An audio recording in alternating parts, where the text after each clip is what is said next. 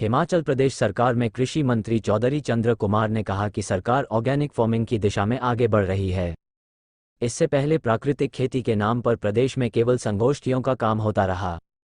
जमीनी स्तर पर इसका कोई असर नजर नहीं आया। उन्होंने कहा कि पिछले सरकार ने ऑर्गेनिक खेती का बजट ही प्राकृतिक खेती की तरफ डाइवर्ट कर दिया था। हिमाचल प्रदेश के अलग अलग विश्वविद्यालय में से जुड़ी संगोष्ठी होती रही, लेकिन इसका असर नजर नहीं आया। उन्होंने कहा कि खेतीबाड़ी पशुपालन के बिना अधूरी है। मौजूदा वक्त में जब मशीनरी का उपयोग बढ़ा है, तो लोगों ने पशुओं को पालना कम कर दिया है। ऐसे में पशु सड़कों पर भटकते हुए नजर आ रहे हैं। उन्होंने कहा कि सरकार ऑर्गेनिक खेती की दिशा में आगे बढ़ रही है और इससे पहले भी इसके अच्छे परिणाम देखने को मिले हैं। हिमाचल बीजेपी अध्यक्ष डॉक्टर राजीव बिंदल ने सरकार ने प्राकृतिक खेती को बंद करने के फैसले पर विरोध जताया था। कृषि मंत्री चौधरी चंद्र कुमार ने कहा कि ऑर्गेनिक खेती की वजह से ही देश में उत्पादकता बढ़ी है। देश की आज़ादी के बाद उत्पादकता बढ़ाने के लिए ऑर्गेनिक खेती पर जोर दिया गया।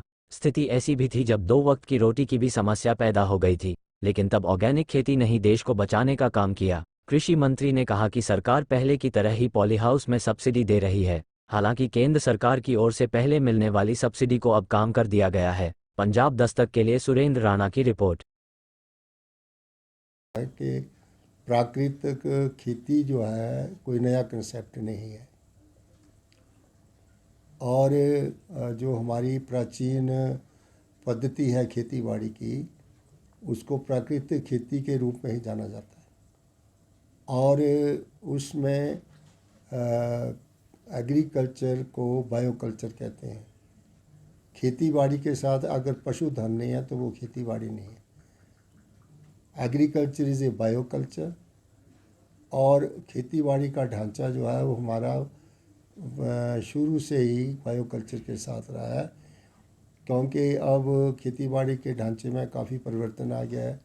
खेती बाड़ी मैकेनाइज्ड हो गई है और लोगों ने पशुधन रखना बंद कर दिया है।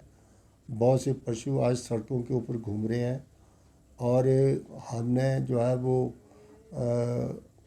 लगातार हमारे खेतों में जो ज़्यादा करके फर्टिलाइज़र्स का जो ज़्यादा यूज किया गया है, और जिस वक्त ज़रूरत थी इस देश में अन्न की कमी थी, अच्छे बीजों की कमी थी, उस वक्त जो है वो हमारे जो बढ़ती हुई जनसंख्या थी उसके लिए 2 वक्त का खाना नहीं मिलता था।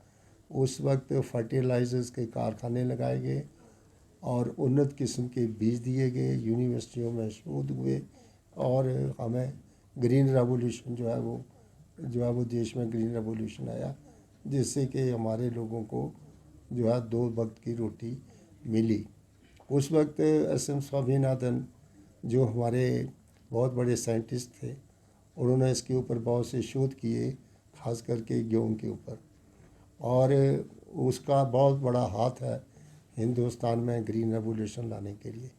अब धीरे धीरे लोग जो है उस पद्धति से कुछ हटने के लिए जो है वो बहुत ज़रूरत है, क्योंकि ज़मीन की फर्टिलिटी जो है वो कम हुई है, और कई ऐसे तत्व थे ज़मीन में जो उपजाऊपन पैदा करते थे, और आज ज़मीन की जो फर्टिलिटी कम होने के कारण जो ये है कि लगातार जो है वो बड़े लार्ज स्केल के ऊपर फर्टिलाइज़र का यूज़ हुआ है। इसलिए हमारे पास एक प्राकृतिक खेती के बदले हम ऑर्गेनिक खेती की तरफ जा रहे हैं। उस ऑर्गेनिक खेती में जो पशुधन है, खास करके गोबर है, गूंत्र है, और इस तरह से कई किस्म की क्रॉप्स भी जाती हैं, जिसके लिए मल्चिंग जो है वो बहुत ज़रूरी है, ताकि हम उस फर्टिलाइजर्स को, उसकी जो उत्परता है, ज़मीन की जो ताकत है, उसको हम बढ़ाने के लिए इस प्रकार का प्रयास कर रहे हैं। प्राकृतिक खेती कोई नया कंसेप्ट नहीं है, और ना ही किसी के लिए कोई पैसे का प्रावधान था।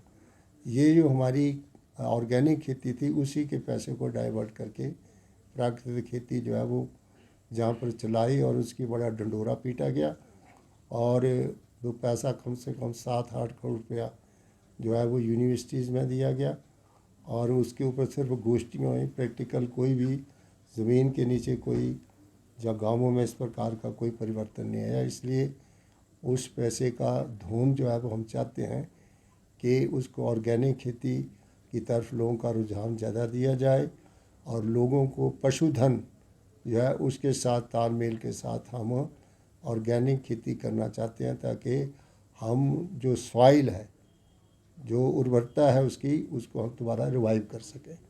तो ये कह देना कि जी हमारा प्राकृतिक खेती जो है वो बंद हो गई है, प्राकृतिक खेती कोई बंद नहीं है। प्राकृतिक खेती का मतलब ऑर्गेनिक एग्रीकल्चर।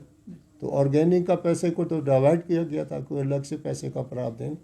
और ये गोष्ठियाँ जो हैं वो सिर्फ यूनिवर्सिटी में नहीं होनी चाहिए, ये कम से कम फील्ड में होनी चाहिए। लोगों को वहाँ पर प्रसार प्रस्तार करना और उनको इसकी तरफ ले जाने के लिए आत्मा प्रोजेक्ट और ऑर्गेनिक खेती, इन दोनों का तालमेल करके हम इस प्रोजेक्ट को जो है वो गाँवों में शुरू करने जा रहे हैं।